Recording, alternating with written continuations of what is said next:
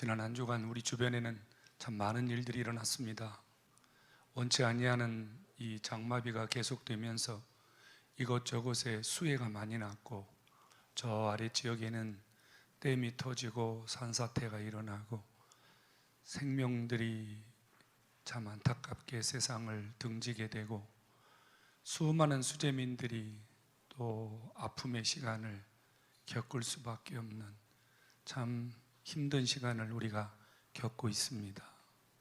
나라와 민족이 이 고난을 겪을 때 우리가 함께 위하여 기도하는 것은 하나님이 우리에게 주신 사명인 줄로 깨닫기를 바랍니다. 코로나가 빨리 종식이 되어야 되는데, 또 일부 지역에서 또 교회를 중심으로 또 코로나가 나오면서 또 교회를 향한 사람들의 시선들도 또 구부러지고 있습니다. 여러분, 지금은 기도할 때고 하나님이 이 나라 이 민족과 또 우리를 향해서 긍휼을 베푸셔야 할 때입니다. 힘내서 주님을 향해서 여러분들의 기도가 열심히 올려지고 하나님이 여러분들의 기도를 통해서 우리를 살려주시는 이런 은혜가 있기를 간절히 소원합니다. 주님이 이 땅에 계시는 동안 비유로 말씀을 하셨습니다. 비유는 어려운 말이 아닙니다. 쉽게 말하면 주님이 어떤 이미지를 주셨다는 말입니다. 주님이 말씀을 전하실 때 청중들이 그 주님의 말씀을 들으면서 머릿속으로 그림을 그리도록 하나님이 이미지로 이렇게 설교하신 것을 비유라고 이렇게 말합니다. 누가복음 15장에는 세 가지 비유가 나와요. 이런 양에 대한 비유, 이런 드라크마에 대한 비유, 이런 아들에 대한 비유입니다. 예나 지금이나 자식을 키우는 일은 쉬운 일이 아닙니다. 자식들은 부모의 마음을 모릅니다. 자식들은 자기 욕심, 자기 생각대로 무조건 살려고 합니다.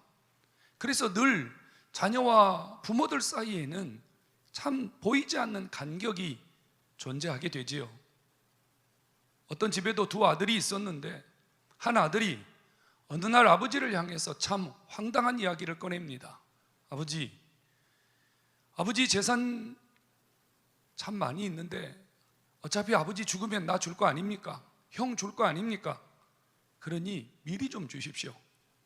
이 얼마나 황당한 이야기입니까? 아마 몇 날 며칠 졸랐겠죠.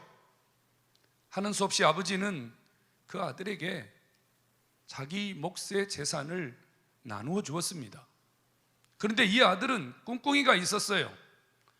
아버지가 재산을 나누어 주자 며칠 집에 있는 척 하더니 쥐도 새도 모르게 도망갔습니다.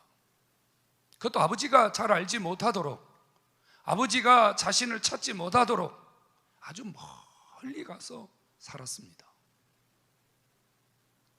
사람이 낯선 곳에 가면 주변 환경과 어울리기 위해서 밥을 먹기도 하고, 친구를 사귀기 위해서 차를 마시기도 하고, 또 때로는 예수 안 믿는 사람들은 술을 마시기도 하고, 그렇게 주변 환경과 동화되기 위해서 노력을 하게 되지요.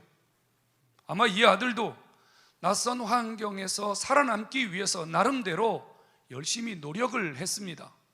하지만 그가 원하는 뜻대로 잘 안 되었어요. 그가 가지고 있던 모든 재산은 자기의 의지와 관계없이 다 탕진해버렸습니다. 그가 정신을 차리고 자신을 돌아보았을 때는 자기 주변에는 아무도 없었습니다. 돈도 없고 친구도 없고 먹을 것도 없고 마땅히 거처할 만한 환경도 준비되지 못한 상태였습니다. 설상가상 흉년까지 닥쳤습니다. 흉년이 뭡니까? 움츠리는 시간입니다.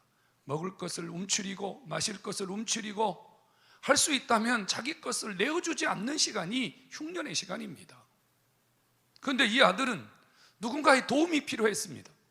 그래서 평소 자기와 먹고 마시며 희희낙낙했던 사람들을 찾아다니며 도움을 구했지만 한 사람도 그를 반겨주지 않았습니다. 먹을 때는 좋았고 마실 때는 좋았고 같이 즐길 때는 좋은 친구들이었지만 막상 돈 떨어지고 생활이 궁핍해지자 사람들은 다 그에게서 등을 돌렸습니다. 하는 수 없이 먹고 살아야 되기 때문에 일거리를 찾았는데 마땅한 일거리가 없었어요. 그래서 그가 찾은 일거리가 돼지를 치는 일이었습니다. 여러분, 이 아들은 원래 부잣집 아들이었습니다. 원래 이 아들은 종을 부리면서 살던 그런 아들이었습니다. 돼지를 치는 일, 여러분, 당시 사람들에게는요 가장 낮은 직업에 해당되었습니다. 종들 중에서도 가장 낮은 종이 그 일을 했습니다. 이 사람이 돼지를 치면서 욕심을 낸 게 하나가 있어요. 그것은 돼지가 먹는 주엽 열매였습니다. 주엽 열매란 도토리만한 열매가 나무에 열리는데, 그 열매는 처음에 먹으면 달짝지근합니다. 그런데 좀 오래 씹으면 쓴맛이 납니다. 그래서 사람들은 처음 먹을 때는 달콤하게 먹지만 몇 번 씹어보다가는 에이, 이거 못 먹을 것이라고만 하면서 돼지에나 죽어라, 이렇게 해서 생겨난 열매가 돼지 주엽 열매입니다. 이 아들은 그것으로도 배를 채우려고 했지만 흉년 때 그 돼지 주엽 열매조차 넉넉하지 못하기 때문에 주인이 그것마저도 못 먹게 통제를 했습니다. 정말로 굶어 죽을 지경이었습니다. 이때 이 아들이 한 가지를 생각합니다. 자기 집을 생각했습니다. 우리 집에는 얼마나 양식도 많고 품꾼도 많은가. 내 아버지 집에 있는 품꾼들은 얼마나 풍족히 먹고 마시는가. 나는 왜 이 모양 이 꼴로 여기에 있어야 되는가. 이 아들의 시간은 아버지의 집으로 가 있었습니다. 허덕이고 굶주리고 배고팠던 이 아들은 어느새 배불리 먹고 배불리 마셨던 그 옛날의 시간 속에 돌아가 있었습니다. 그리고 이 아들은 일어섰습니다. 가자, 아버지 집으로 가자. 정말 이 아들이 아버지 집으로 가는 이유가 뭘까요? 정말로 배고파서만 가는 것입니까? 아니면 혹시라도 이 아들이 이렇게 자신이 지금 완전히 실패해버렸기 때문에 아버지에게 돈 좀 더 얻어가지고 재기하려는 목적으로 아버지 집으로 가는 것은 아닐까요? 이렇게 거짓거리 되어서 자기의 모든 재산을 탕진하고 돌아오는 그 아들을 아버지가 아무런 조건 없이 아무 이유 없이 받아주겠습니까? 입장을 바꿔놓고 생각해 보시죠. 여러분 중에 어떤 자녀가 여러분들의 재산 중에 상당히 많은 부분을 가지고 나가서 다 탕진했습니다. 그리고 거짓걸로 여러분 집에 돌아온다면 여러분 정말로 그냥 받아줄 수 있겠습니까? 그런데 오늘 이 성경에는요, 그 아버지가 그 아들을 아주 대단하게 뜨겁게 환영하는 장면이 나옵니다. 그 아들이 아직 집에 도착하지도 않았는데 아버지가 어디서 보았는지 그 아들을 보고 아버지가 먼저 달려나가서 그 아들의 목을 끌어안고 아버지가 그 아들이 자기 아버지를 찾아온 것에 대하여 너무 감격해하는 아버지의 모습을 보여줍니다. 여러분, 이건 비유예요. 예수님이 지금 이 이야기를 일부러 하고 있다고 말입니다. 왜요?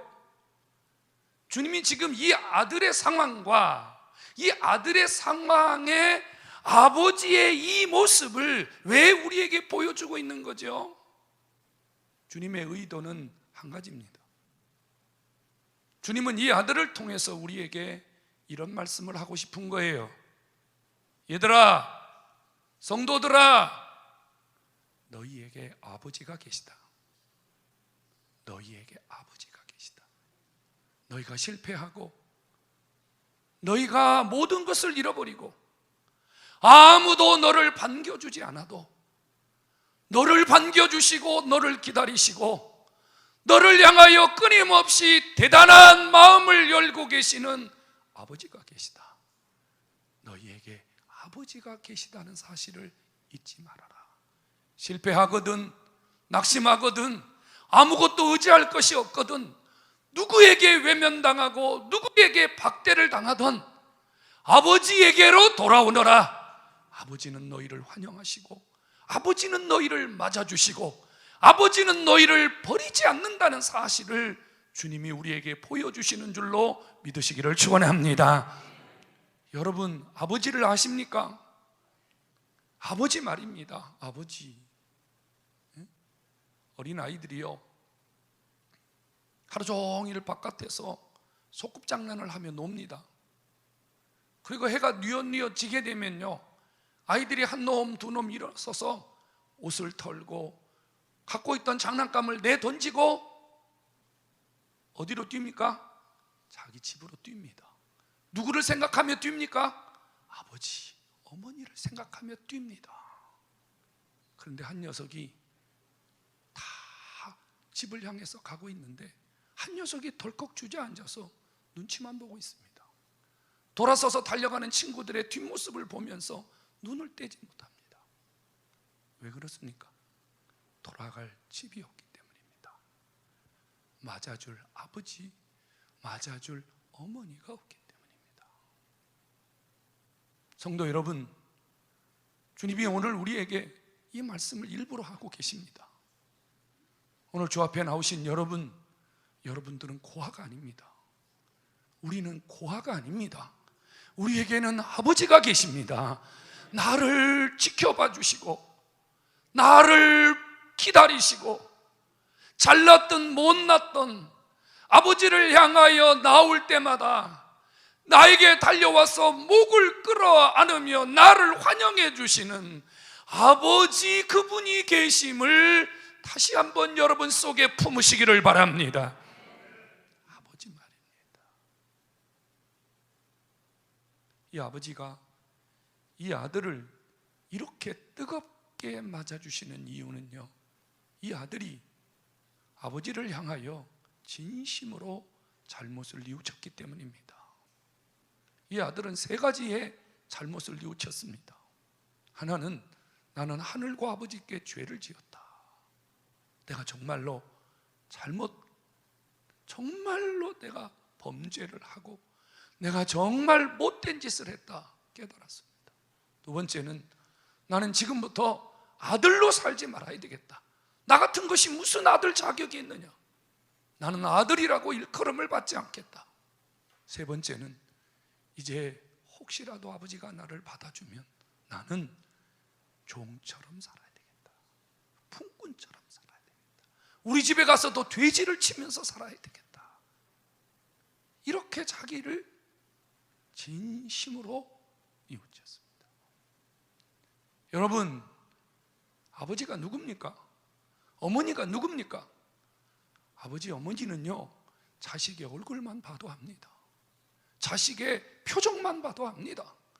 자식이 걸어오는 태도만 봐도 저놈이 오늘 무슨 일을 당했는지 이걸 아는 게 아버지예요. 이 아들이 실패했지만, 거지로 돌아오지만, 아버지는 먼 곳에서 터덜터덜 돌아오는 그 아들의 모습을 보면서, 아, 이 아들놈이 진심으로 회개했구나, 진심으로 돌아왔구나, 진심으로 아버지를 향하여 마음을 돌이켰구나. 아버지가 아셨어요. 아버지가 아셔요. 아버지, 응? 내 마음 아시죠. 하나님 우리의 숨겨진 속마음까지 그분이 아세요.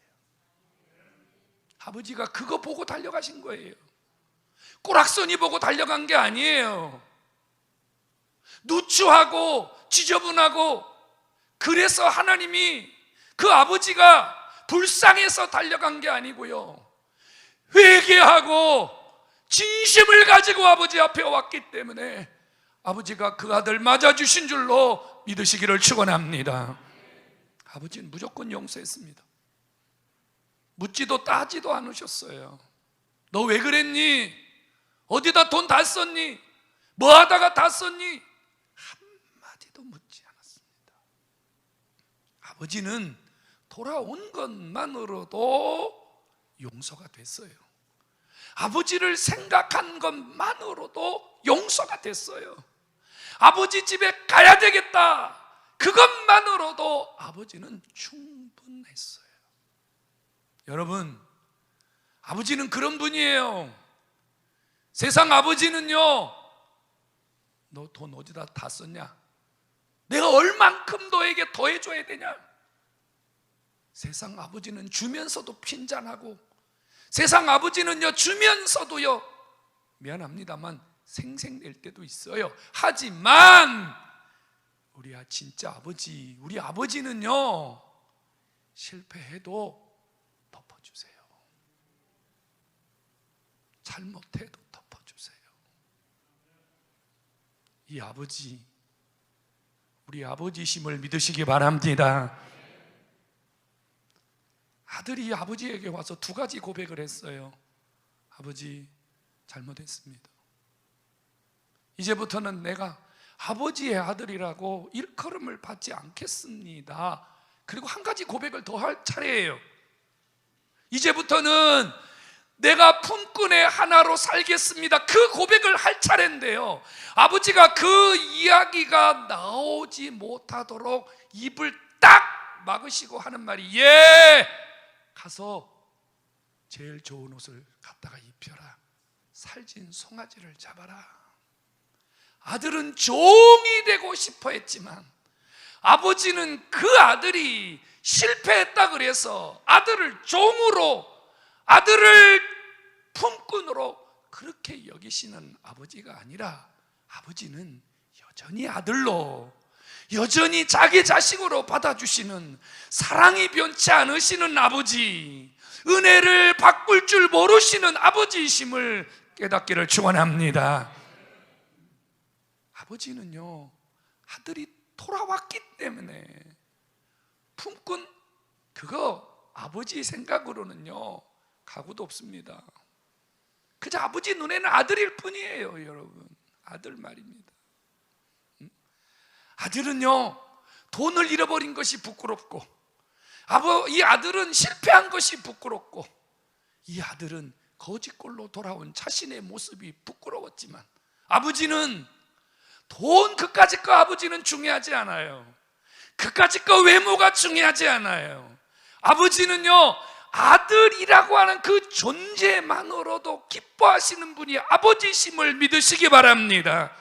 여러분, 우리가 아버지에게 뭘 그렇게 대단한 것을 드리고, 우리가 뭘 그렇게 아버지에게 대단한 것을 하나님 앞에 가지고 있습니까? 없잖아요. 우리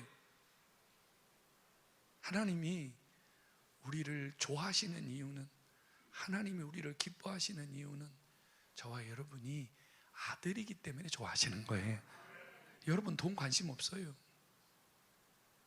여러분 별로 관심 없어요. 여러분 뭐 주님 앞에 옷 좀 좋은 거 입고 온다 그래서 그게 아버지에게 뭐 대단하겠어요? 아버지는요 그거 관심 없어요. 아버지는 내가 아들 된 내가 하나님 앞에 온 것 자체만, 그것만 가지고 만족하시고 그것만 가지고 기뻐하시는 분, 이 아버지 다시 한번 붙드시기를 주의 이름으로 축원합니다. 여러분 살면서 이 아버지를 얼마나 느끼고 사세요? 여러분 살면서 이 아버지를 얼마나 여러분 가슴에 품고 사세요? 정말로 힘들 때 아버지 생각나세요? 괴로울 때 아버지 생각나세요? 아플 때 아버지 생각나세요? 정말 아무도 나를 돌아보지 않을 때 여러분 아버지가 생각나세요? 우리는 사실은요 아버지를 너무 잃어버리고 살아요. 잘 먹을 때는 아버지 생각 안 해요. 잘 나갈 때 아버지 생각 안 해요. 건강할 때 아버지 생각 안 해요. 급하면 아버지 생각해요. 아프면 아버지 생각해요. 실패하면 아버지 생각해요. 이제는 바꿔야 됩니다. 이제는 그렇게 불효자처럼 살아서는 안 됩니다.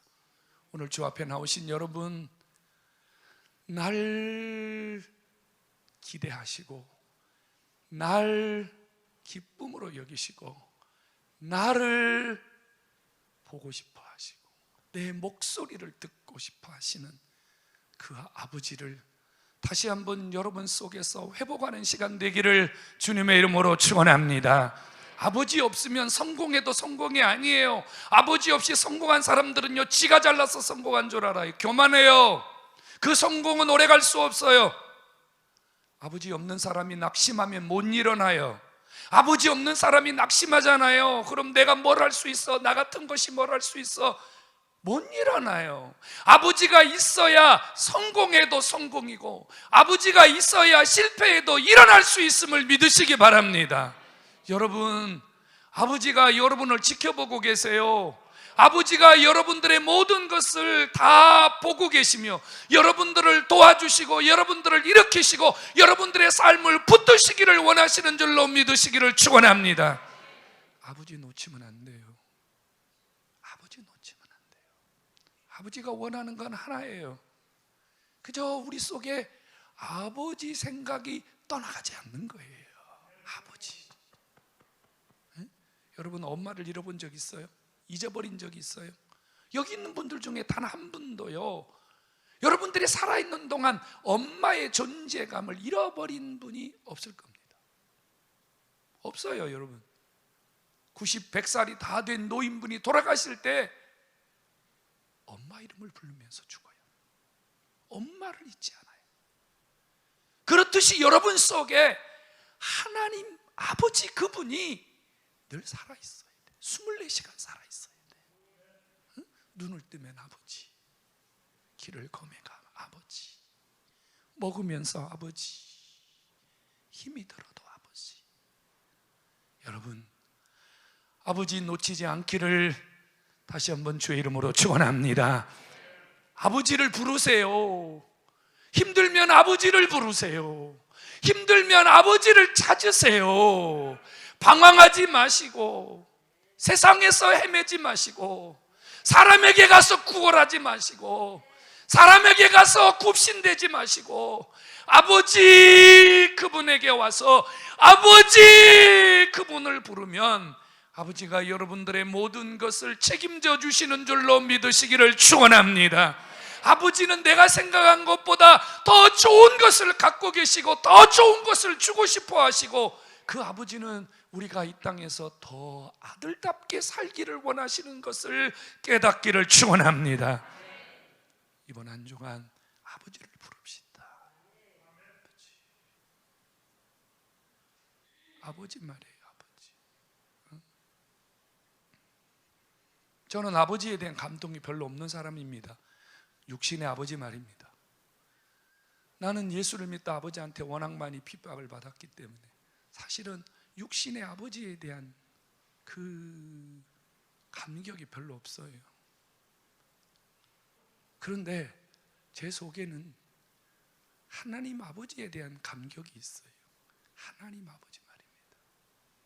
하나님 아버지. 응? 여러분, 하나님 아버지를 생각하는데 가슴이 뜨거워지지 않았다. 아버지가 없는 거예요. 하나님 아버지 그분을 부르는데요, 간절함도 열망도 기대감도 없다. 이거 우리 문제가 생긴 거예요.